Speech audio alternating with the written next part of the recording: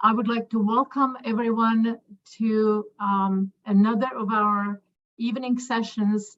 It is provided by Slovak-American Cultural Center and also Zivena. Slovak-American Cultural Center is in existence since 1967. It is to let know everybody about Slovak culture, Slovak heritage, and also help Slovaks abroad to connect. Besides our feature Slovak Ball, which is enjoyed by many, we also do these webinars and evenings of discussions, presentations. Slovak-American culture also provides scholarships for study abroad or to study Slovak language. So today I thought that maybe the topic of the college application would be something of interest to Slovak living in the United States, because sometimes it is a really difficult journey. So I invited 5 bright minds who share the Slovak heritage, and I invited them to reflect on the journey to university. Some of them are just rising freshmen, but some of them just finish their journeys through university. And with their help, we will dissect the application process. I'm pretty sure that we will not touch on all aspects of the application process, college life, how to decide which college is good for you, but at least we'll start the conversation, and perhaps we can even create a network of Slovak young professionals who can exchange the ideas and also help each other navigate this complicated process.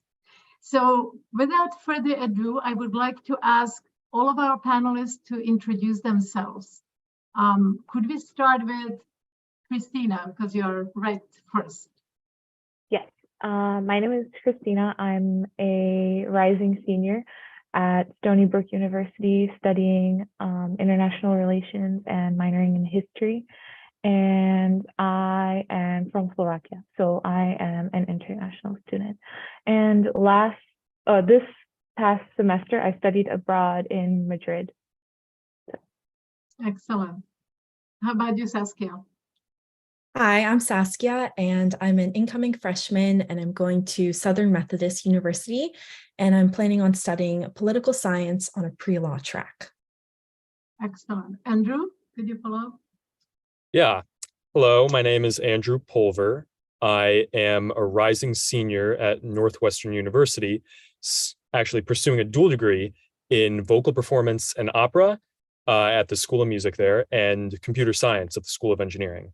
And I've been singing for pretty much my entire life. I've done a lot of singing professionally as a voice soprano, and I've done a lot of singing of Slovak songs. So it's really nice to be back here and, giving back to the community a little bit. And also on the computer science side, I won't go through everything, but I am currently running my own startup having to do with event fundraising, actually very recently used by the Slovak-American Cultural Center to sell tickets and raise money for their Slovak Ball 2023. Excellent. Thank you. Katie? Hi, I'm Katie. I just graduated from Brown in this past May. I majored in international and public affairs, and starting in September, I'll be working in DC in political consulting, and I'm from Northern New Jersey. Martin, thank you. Hello, my name is Martin. I'm also from New Jersey. Also just graduated from Brown. I studied physics and math at college, and I'm now applying for jobs. Excellent. Katie, could you perhaps start? Yeah. So I guess to start us off, and Saskia, I was wondering if you wanted to take this one. Did you have any knowledge of how to begin the college application process before you started? Did you have any kind of counselor that provided guidance or any other resources that were helpful in getting started? And anyone else can also feel free to jump in. Yeah, so I'm the oldest daughter in my family, and both of my parents are from Slovakia.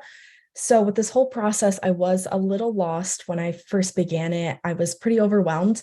But what helped me the most was asking older friends or older family friends that I have that went through the process. So I gathered a lot of advice from them.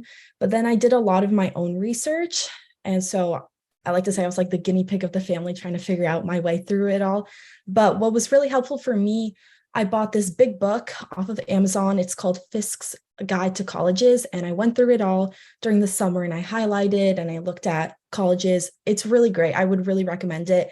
They go through like the financial resources of the college, the best programs available there. So I went through that book and I try to pick and choose some universities that I was interested in. Then also I had a college counselor at school and she was very helpful. But I also bought a few sessions with an outside of school counselor. It was like at a tutoring center. So they helped me with like editing my essays. So I thought that was pretty helpful. And then also my intuition calculator was a really great resource that I found. It's an online calculator where you can put all of your family's finances and then outcomes, how much financial aid you think you would receive. And I thought that was very helpful for deciding what colleges would be like most financially sound for me to apply to. So. Okay. Anybody else would like to reflect on their preparation? Martin, what do you think? Yeah, I think it's super helpful to have someone, a friend or a family member who already went through the process. As Saskia was saying, it's kind of a lot of things you have to remember at the same time. So it's tough to do it all by yourself. My sister was applying for college at the same time as me. So we like helped each other with our essays and stuff. Yeah, other than that, try to find like a trusted guidance counselor or something who you can like talk to, like an adult figure who's also helped others in the past.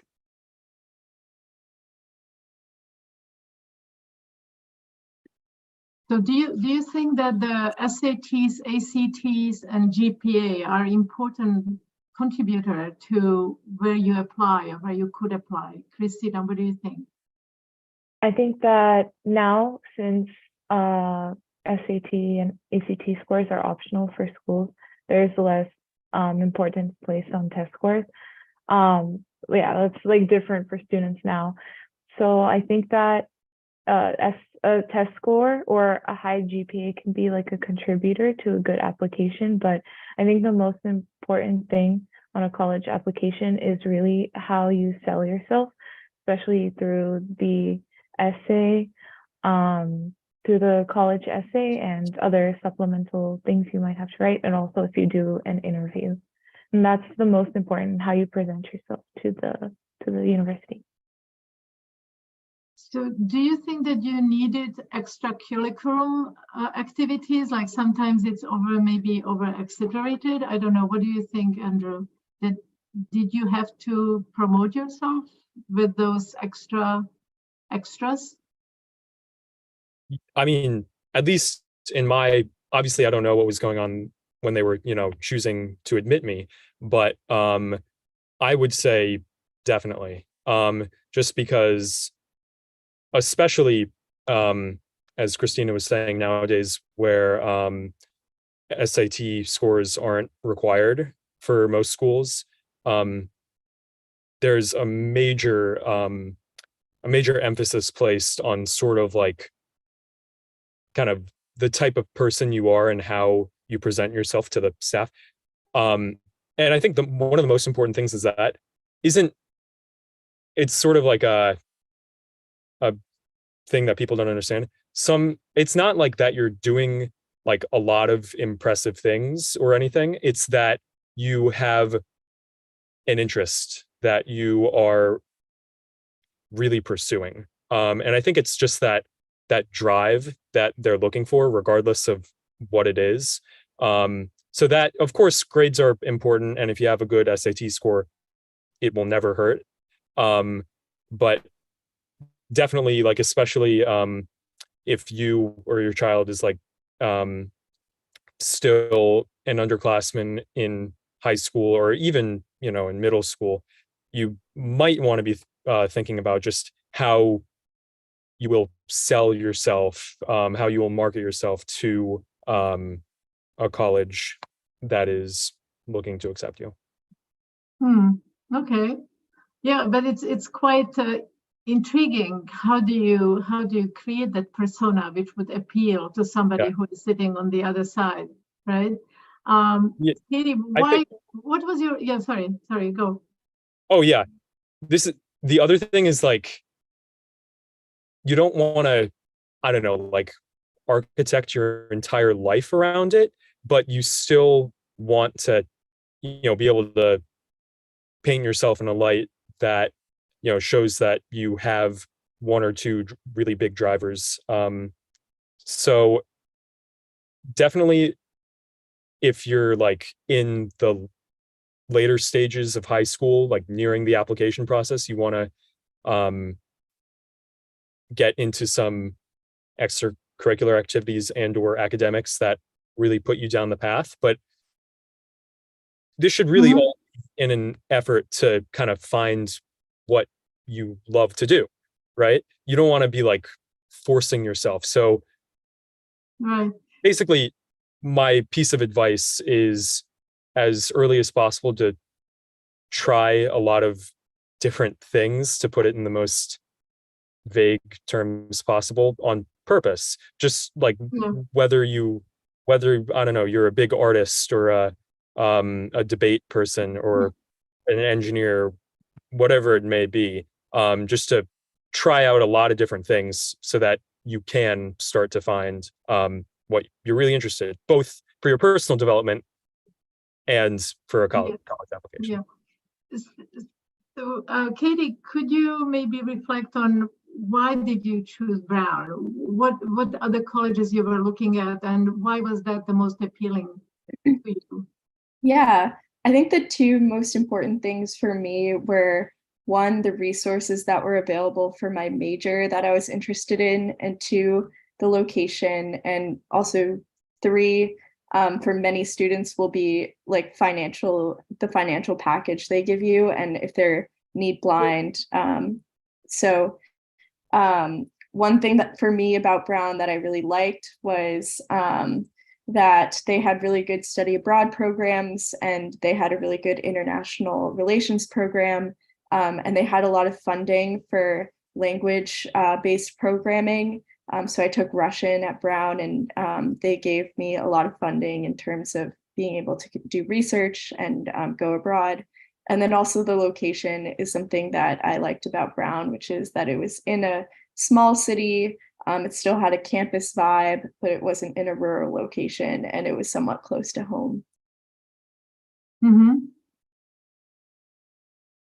Yeah, I think I had pretty similar reasons for choosing Brown. It's just kind of like a beautiful campus. I think a lot of like kind of where you go doesn't matter so much. There's a lot of good schools in America. So as long as like you like take a campus visit and kind of like what you see, chances are you'll have like a fine time there. So I think the stakes are lower than people think when choosing between whatever schools they get into generally.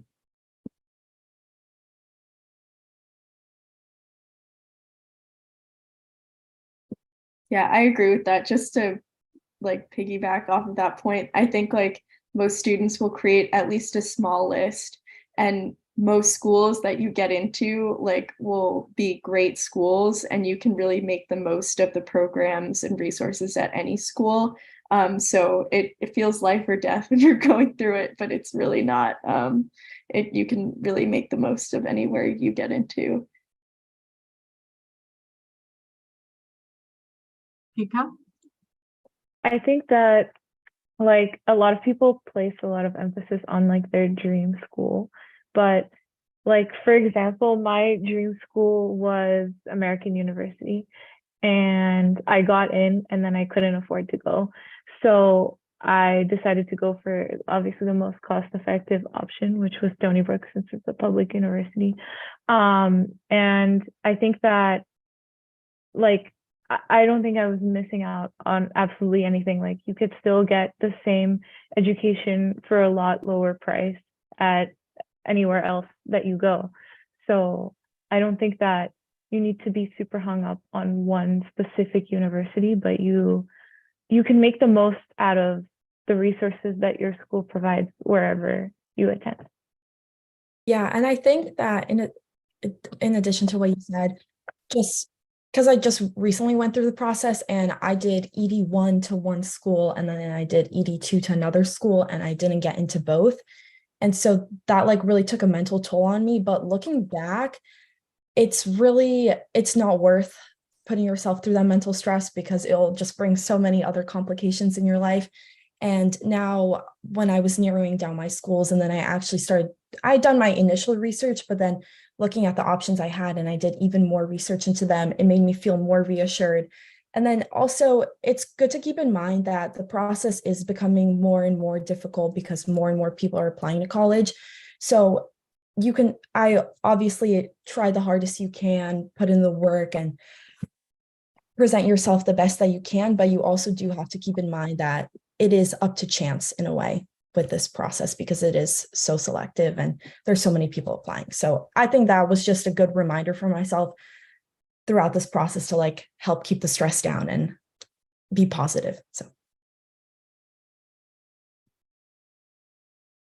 Yeah, I think you touched, Kika, on a very important issue, which is financial issue, right? So certainly state colleges are much more welcoming and for a smaller price tag than the private schools, and they offer fantastic education as well. So I think that's something we should keep in mind.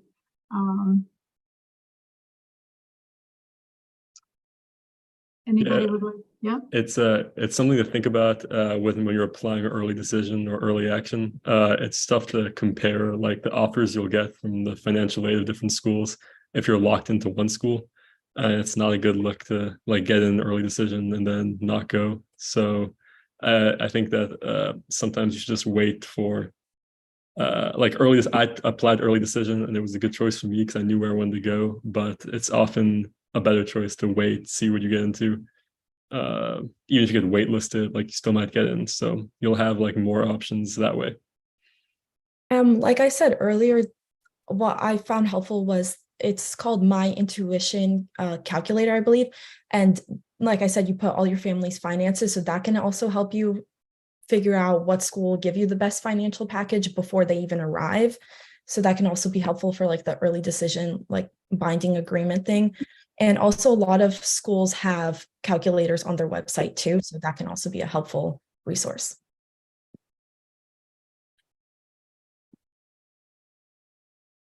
So that brings you to another level of decisions, right? When what Martin mentioned, that if you don't do early decision, early action, now you have, let's say, 5, 6, 7 schools replying to your applications. So how did you decide which one? Andrew, was it your? Yeah. So for me, I personally applied early decision to Northwestern and got in. So, but I had already, by virtue of choosing it as my early decision school, I had, already made the choice that was my number one. And the reason for me personally was that they had this unique kind of program available where you could do both engineering and music at the same time. Okay. But I think that was the reason why I chose Northwestern as a high school student. But I think also like now that I'm 3/4 of the way done with my college experience, I can also see that one, like the proximity to Chicago. If you don't know, Northwestern University is about like a 30-minute metro ride to downtown Chicago.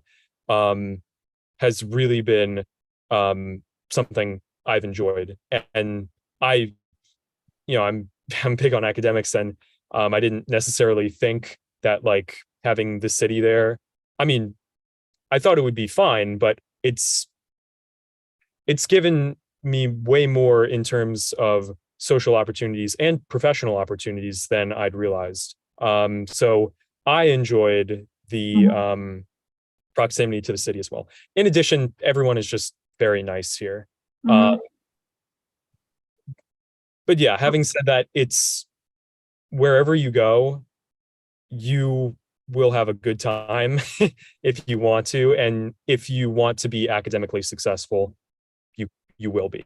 Like there's nothing, especially the vast majority of schools in America, if you want to be academically successful in whatever it is you're studying, you'll be able to do it. It's just a matter of personally wanting it, and like actually reaching out to people as opposed to, having things just like given to you. If you want to do something and you like make the effort to go and get it and talk to the right people, professors or advisors or whatnot, most colleges, they'll be there for you. Katie, did you have a list of schools or did you do also ED? I had a list. Yes, I applied ED and did not get into my ED school, or EA, early action. And so I ended up with like a list of, I think, like 4 or 5 schools I was looking at. I think really what it came down to was the factors I mentioned before. Also, Brown is a very unique school in that it has an open curriculum, which means that many schools have core requirements, and it kind of varies across schools, like to the level to which they have a core, but core classes are classes you have to take in each grade to give yourself like a well-rounded education. So most schools require like a math, an English, a history, and Brown didn't have any of those requirements, which I really liked. And I felt that it would give me the freedom to mix my language interest with some other disciplines that I was interested in without having a rigid structure. So that was, in the end, I think and a big reason why I chose Brown as well.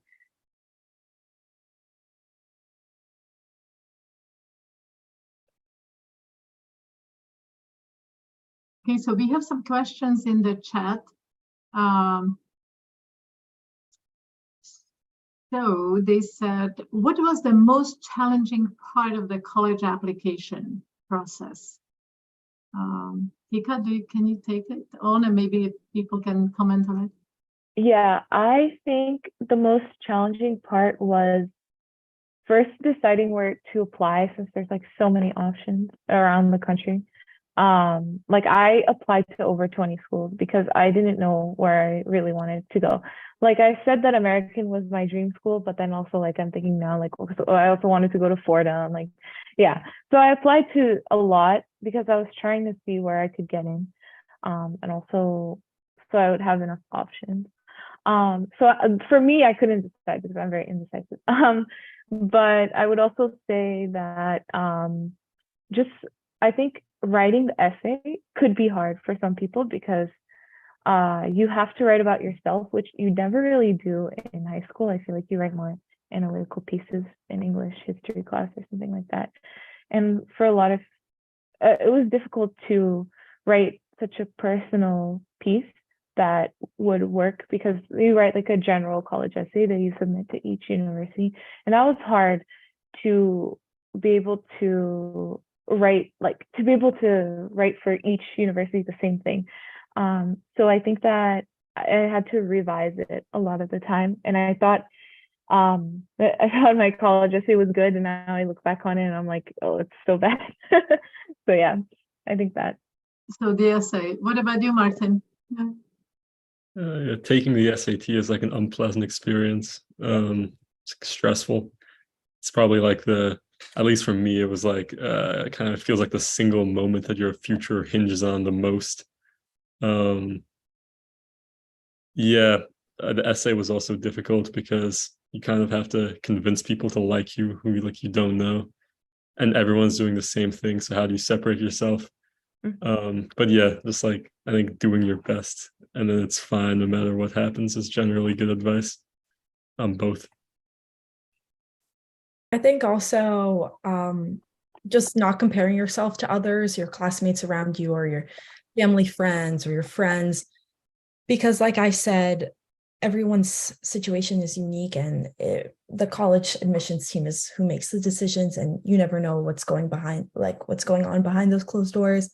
So I think that is just a really important thing to keep in mind. So.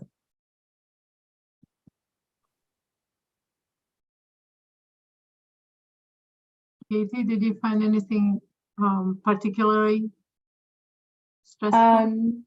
For me, I think deciding whether to take the SAT or the ACT was kind of stressful. And I think that might be less of an issue now that a lot of schools are going test optional. So testing is not as weighted as it seems. But they're different. They're slightly different in length. They're slightly different in content. And they're slightly different in the pace that you have to get through the test. So for me, I ended up taking the ACT because it was just like slightly faster paced, and there was less like less time put into each individual question. The questions were a bit shorter, which worked better with the way I take tests. So I would say, like, if you can afford to try taking each test and see how you do on both, that would be a good option, because you do have to pay a fee to take both tests, but giving yourself the best chance is a good option. Mm-hmm. What about you, Andrew? Did you have to sing? I did have to sing to get into the music school portion of the exam. Although frankly, that wasn't the hardest part for me, because I'd been doing that, and it was just a matter of making a recording, which of course is difficult in its own right, but you can talk to me afterwards if you're interested in music school. But anyways, in terms of the normal regular application, the two hardest parts were taking the SAT, just exactly what Martin said, where this next couple of hours is going to decide your fate. Perhaps it's less important nowadays with a lot of the schools being test optional, and then also just choosing which school I wanted to go to. Of course, now I present it as though Northwestern was my one and only, but there was a period of a couple of months when I was thinking, and it was just, and now I see I would have been fine going to any of the schools I was applying to, but at the time it seems like much higher stakes than it actually is. Mm-hmm. Yeah, so we have another question in the chat room, and it is, did you find college campus visits useful? When did you start? So this actually follows good your question, Andrew, that before you did ED, you started to think about schools and which one would be good for you. So when do you start to think about where to go? What do you think, Saskia? Yeah. Oh, sorry, Andrew, go. Oh. Okay, I can go. I would suggest maybe like a year to a year and a half out. I know people. I'm also the oldest of my family, so I didn't necessarily have like older siblings who were going through it, which would then get me to think about it a little bit. But I think I had enough time with when I started, which was between like a year and a half. And to answer the part about the college campus visits, I think they help with giving no's and a little bit harder with yeses. In other words, with the college campus visits, maybe this was not a fair way to do it, but where I felt like the people weren't so nice, or I don't know, they weren't the way I'd like them to be during my college experience, that essentially crossed it off my list when prior to that it was still a maybe. Yeah. And then sometimes it's completely random, like the effects, and it just has to do with like what happens on the day. Like, for example, I also toured Notre Dame, and on that day it just so happened to be absolutely pouring rain, and Notre Dame is a great school, amazing, but that certainly didn't help. And it just dissolved your decision. yeah, no, it obviously, I'm a rational being. I know that doesn't reflect, that's not a reflection of the school, but it was just sort of a random coincidence that it happened to be absolutely pouring rain on the day we came.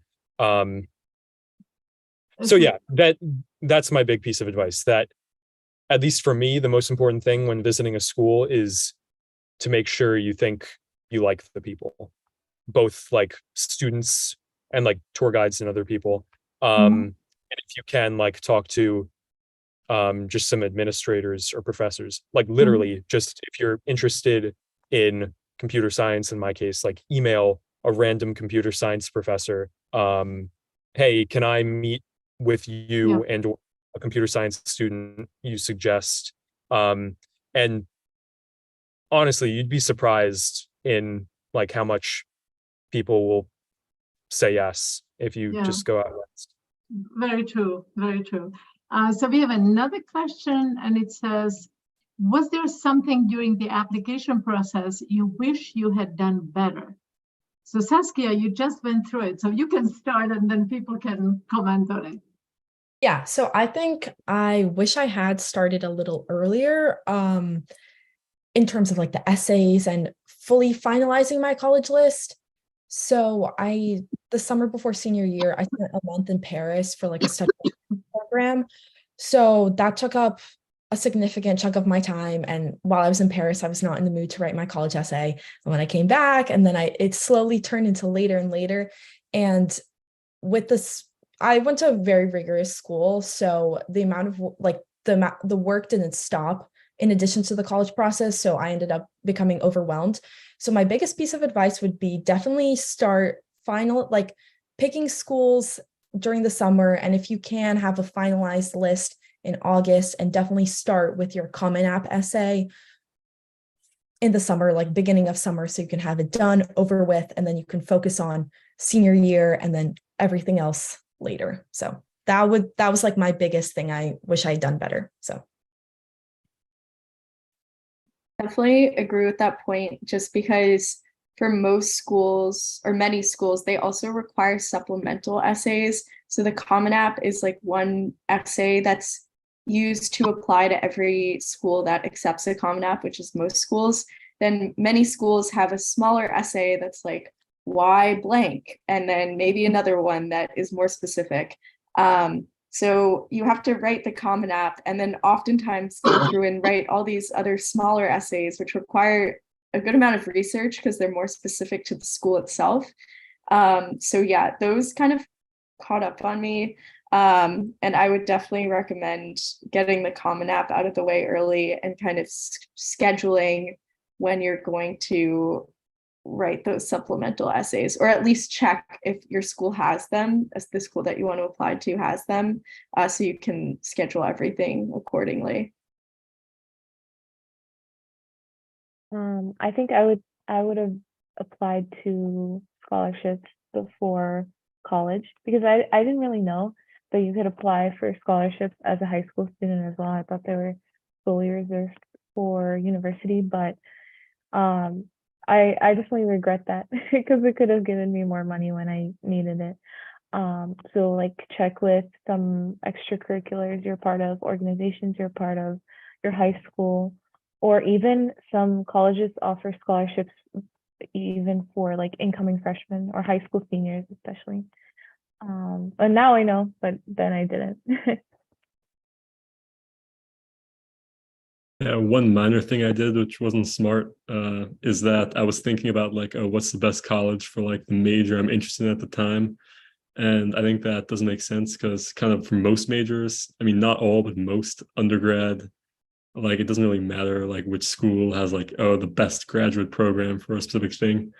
like I was interested in geology, and like every school has like a fine, pretty comparable geology program. So these like lists you see online about like best geology major isn't true.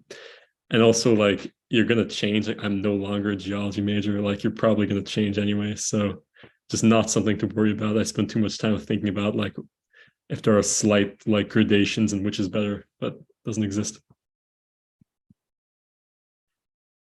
Yeah, very kind of going off of that, kind of similar. I should have been less interested in what my friends were applying to. Just in terms of like, it's good to talk to them, but not to sort of like compare your self-worth to whatever they were applying with, whether it's like SAT scores or extracurriculars or whatever. It's very minor, but yeah. Okay. So there's another question saying, what advice would you give for writing your application letter statement?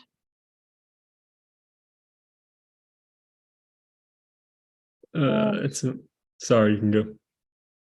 Okay, thank you. I would say brainstorm a couple of ideas before, like do some free writing before you write it, and like seek out the advice of people who have already written an essay and see if they can like reread it, proofread it for you, or offer you some like structural recommendations, and just make sure to revise it multiple times, like even if you like write the first draft, second draft, third draft, etc. I think that it's important to really like focus on that part of the application the most, because that's the most important. One thing I heard consistently on admission tours from counselors was that they emphasize that they want the essay to be about you and not someone you know, because a lot of students will tell a story about like them and their mom or like them and their grandpa, and it ends up telling the college more about like their grandpa than about them. So you want it to really emphasize yourself and what qualities you're going to bring to campus and in what ways you can contribute to the communities and the atmosphere on campus. And it's also much shorter than you would probably expect. I think it's probably like, it's about a page. So that's something to keep in mind, that really emphasizing like sophisticated sentences to really help make your writing stand out, because you don't have a lot of words to explain what you want to. Also, I feel compelled to say this, bit of a cliche, but show, not tell is,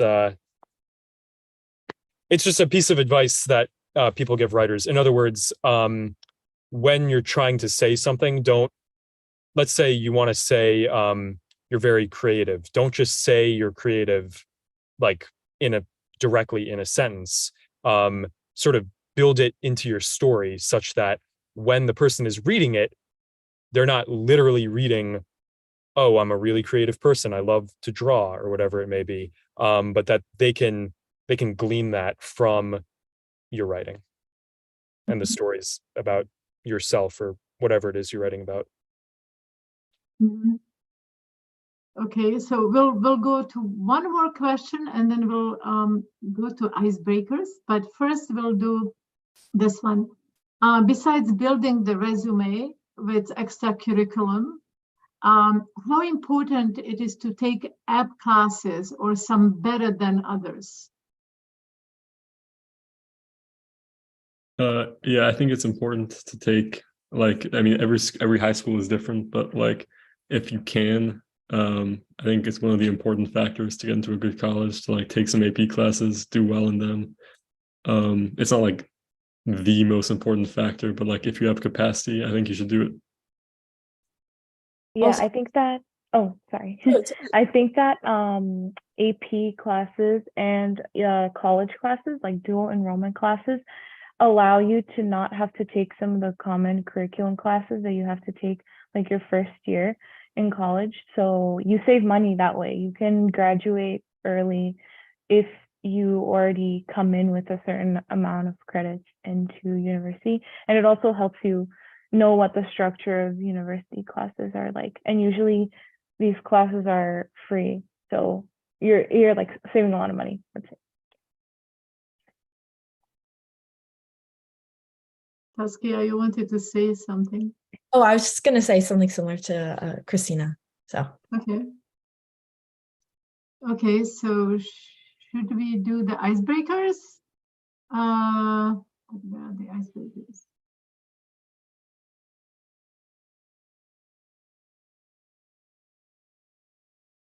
Okay, here they are. Icebreaker question number 1. Where are you calling from? Where are you watching us from? New Jersey, yay. Slovakia, welcome, welcome. Connecticut, New York.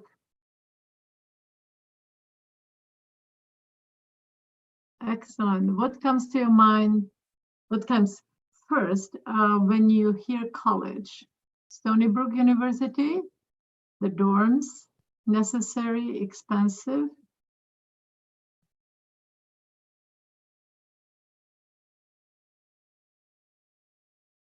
What university college did you attend? Drew, Lehman College, Stanford, Comenius. Okay. How many colleges do you think there are in the United States? Wow, people are 5,300. Is that the answer? I don't know. I think so. We will see what our master technical director behind the scene will tell us. But we should continue with the questions. These were fun questions, right? We could continue with the questions from the audience, and if you want to bring up some additional comments, please do so. For those that did a semester abroad, do you recommend it? So I think we have Christina here, who just came back from Madrid. Yes. I would say I recommend it simply because you get the experience of living in a new country. So you get to meet new people, make new connections. And for like, I went to Madrid to improve my Spanish. So I think that it's a great way to immerse yourself in a new language. And also you learn about different school systems. So like for example, and like a difference between the US was that in Madrid, they had different campuses for different disciplines. So they had like a humanities campus, a law and social sciences campus, and a STEM campus, where here in the US, it's usually lumped into like one campus. So I would say that you certainly get new experiences that you wouldn't get just staying at your home campus. Any others should comment on it? I have a note not about like study abroad, but like studying abroad in general. I would say if you do have Slovak heritage and you have a Slovak citizenship like I do, I would definitely use it to your advantage if you would be okay with studying abroad. I went through the UK application system too. So when it came down to narrowing my schools, I was deciding between SMU or University of Edinburgh in Scotland. So I was okay with going abroad, but then it came down to a lot of different factors. So I think one good thing to know about like studying internationally, if you have an EU passport, if you study in other EU countries, it comes out much cheaper. So that's something important to know. But if you want to study in the UK, it does not come out cheaper. I figured that out because Brexit, so the EU passport doesn't really have any benefit. So that's just a note if you're interested in going abroad for all 4 years. So.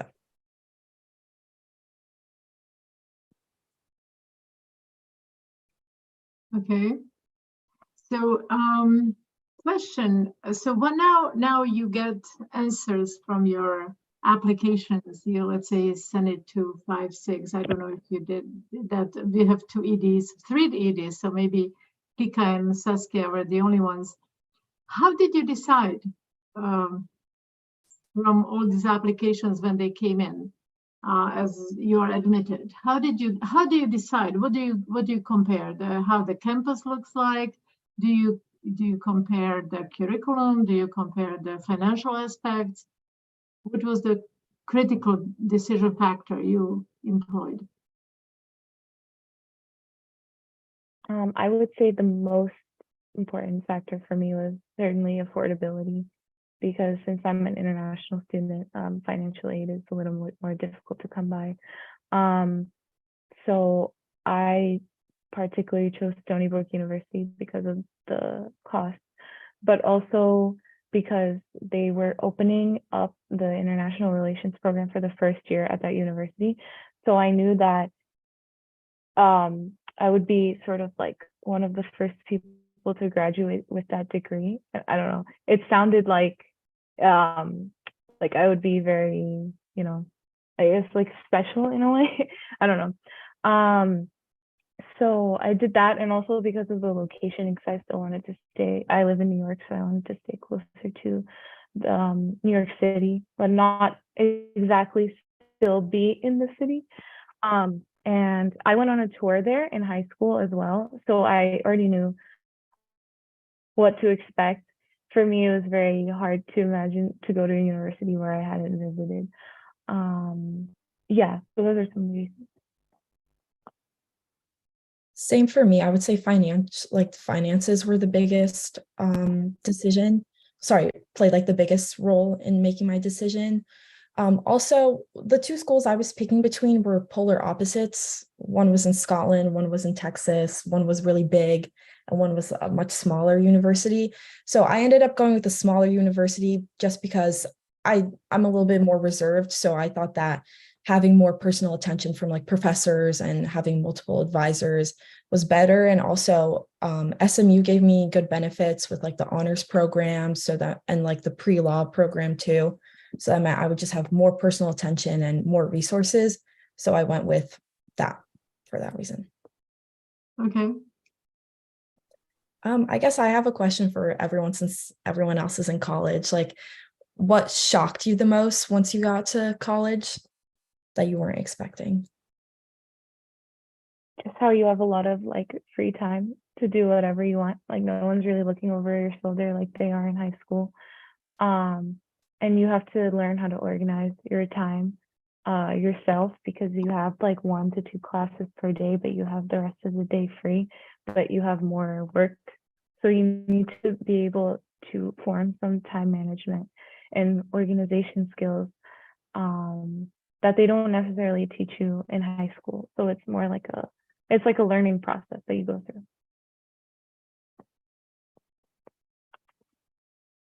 through. For me, the first couple months of college were just like a pretty big culture shock. Everyone is kind of acting weird, like everyone's in a new environment. It just like it gets better pretty quickly, but you do have to wait it out a little bit. So if like you're not having a great time the first month, like a lot of kids kind of their thoughts jump immediately to transfer, but like I promise it will be fine. Just kind of wait it out. And on a similar note, somewhat similar note, there, at least for the school I'm going to, there are 2,000 people in every grade. So there's a lot of new people, and I was coming from a school where there were a little bit more than 100 people in every grade. So I think the biggest shock for me was just how easy it was to meet people and how like willing everybody was to make friends. And so I think especially right when you get in, like just really making friends with a lot of people was both the biggest shock and the biggest joy of entering college. Yeah, off of that point also, I think for me, like as someone who's also a bit more introverted, the amount of people you meet within the first couple of months is overwhelming. And the amount of friends you make is a lot. And I think a lot of people are surprised that they don't like stay friends with their freshman year, people they meet freshman year.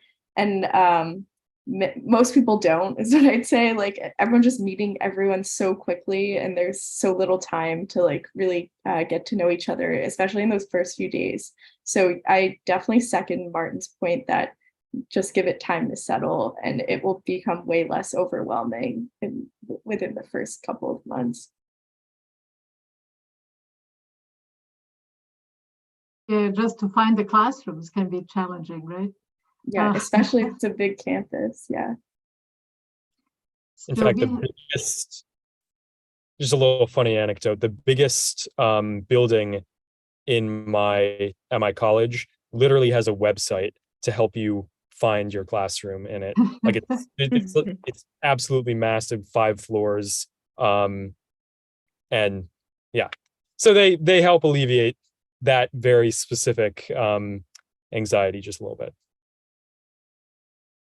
So we have another question. It's what are your perspectives on double majoring? So who was double majoring? Martin, your perspective?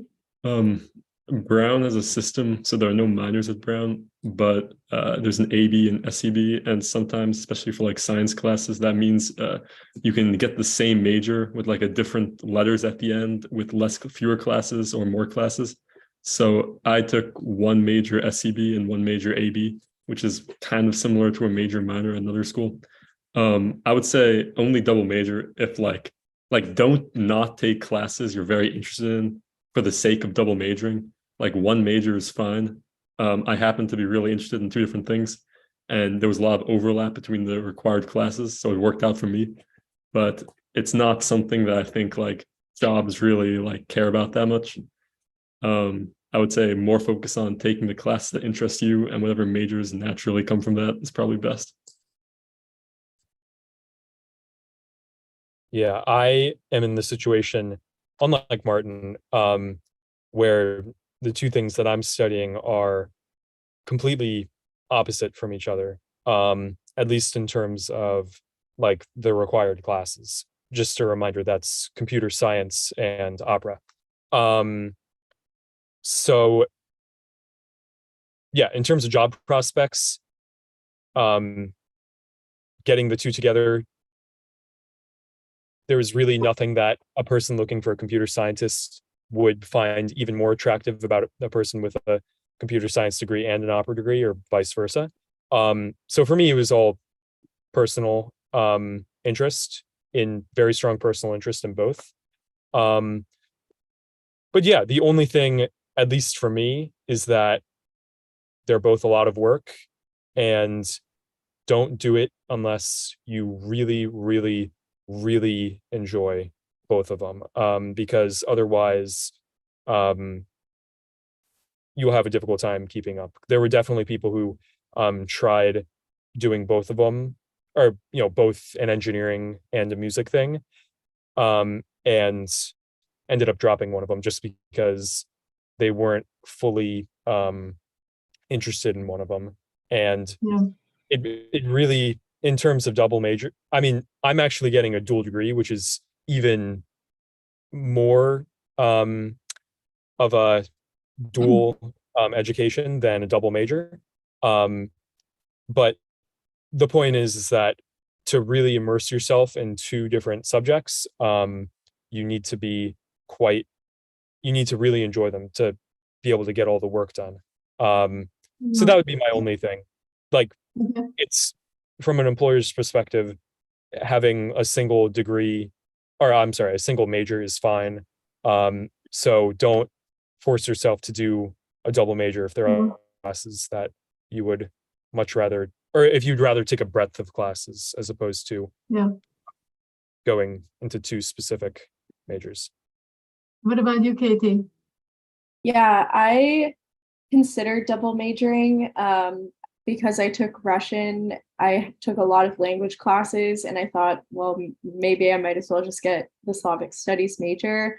And then I realized that the requirements for it were a lot of Russian literature classes, which I wasn't as interested in taking. And I was thinking, like, should I just take them and get the major?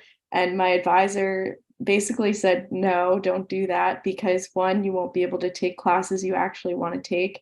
And two, no employer is going to look at your resume or transcript and say, oh, well, she took Russian, but she didn't get a Russian degree. Like, that means the Russian classes didn't count.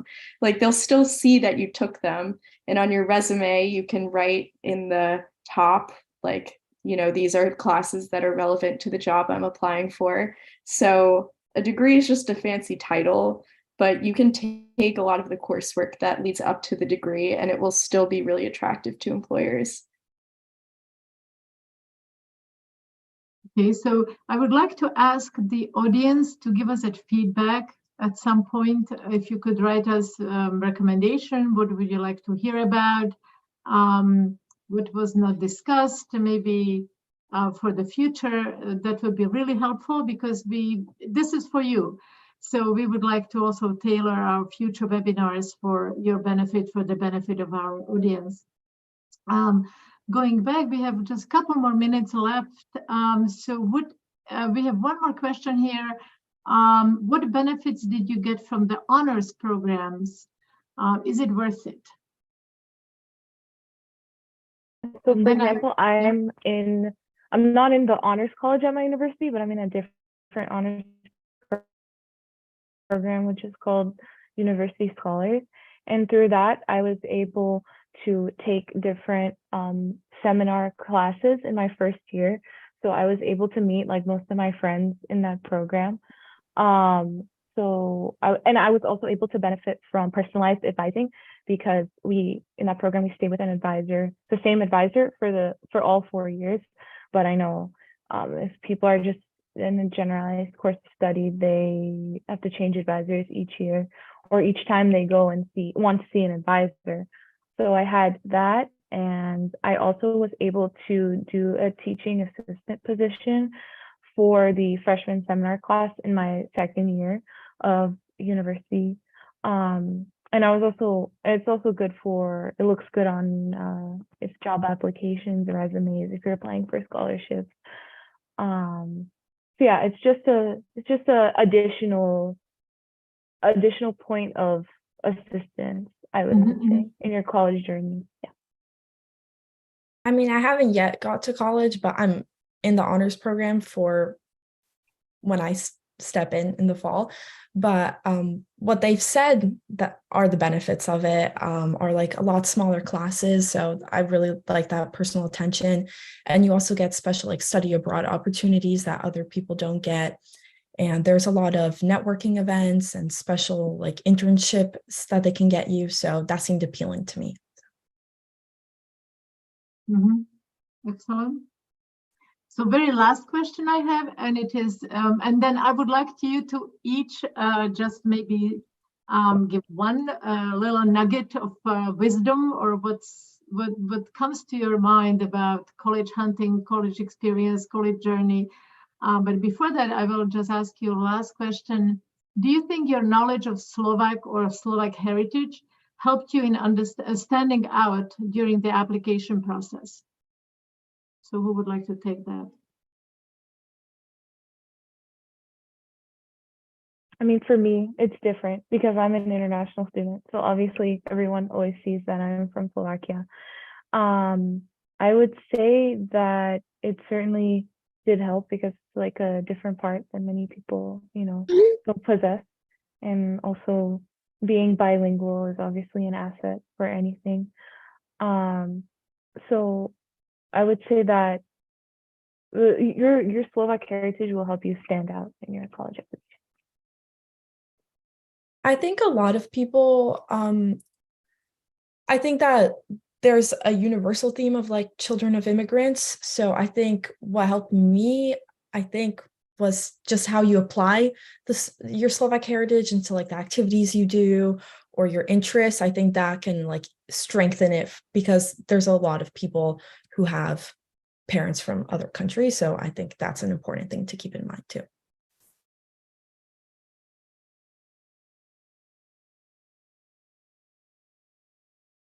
Yeah, Okay. being active in a Slovak community in the US, I think, is a very important part. Just like what right you should do. here. Yeah. Yeah, I would really like to thank you all five of you for your time and for your generosity to come here on Sunday night when you may want to be with your friends and party a little bit. But so do you have any of you or all of you, I would like to ask for one parting thought and maybe advice. So we could start with Martin. Yeah, just like be yourself throughout the process. Like it's okay. I promise you'll be fine. It's like way lower stakes than it seems right now. Yeah, as long as you like work hard in your life, you'll be successful. So nothing to really worry about. Excellent. Katie? Yeah, I would definitely second that sentiment. Looking back, I was too stressed. And I think, as I said earlier, you can really apply to so many amazing schools in the US. Many are very affordable, many are not. And so it's nothing to stress about. You will find a school that works for you. And if it's not your dream school, you can make it your dream school in some way, shape, or form. Excellent. Andrew? I would like to third that sentiment, in that you shouldn't really be, stressed about where you go, because you're going to have a good time either way, both academically and socially. And to add something unique to that, in terms of like choosing where to apply to school, and what is honestly, now that I'm most of the way done with college, the most important thing are the people at the school. So both your classmates and your professors. So if it's really coming down to it and you need to make a decision about where you want to go, I would highly suggest making that decision upon the people who go there, and like how you like them and how you have envisioned your college experience going, and how those people might fit into it. Excellent. And Christina? We are Yeah. in the classroom right now. Yeah, I would also agree that you shouldn't stress out about what college you're going to, because you can make the most of a higher education anywhere you go. And you should take the time to enjoy your experience, because it's like the last time you're, I guess, free in a way, like you're before you're working. So it's a time to make the most out of the opportunities that you have. Excellent. And Saskia? Yeah, very similar to what everyone else said. The mental stress is not worth it. And I would just say wherever you do end up going, just embrace it and be excited, because there's nothing worse than just being miserable about where you're going. And so embrace it. And if you really don't like it, then you can transfer. But yeah, I would say just be excited for wherever you end up choosing. That was an excellent advice. Thank you so much to all of you guys. You deserve a big applause. It's only me who is clapping, but I'm sure that audience is thrilled that you could make it and share your experience with everybody. So thank you, big thank you, and good night. Have a good evening. Bye-bye.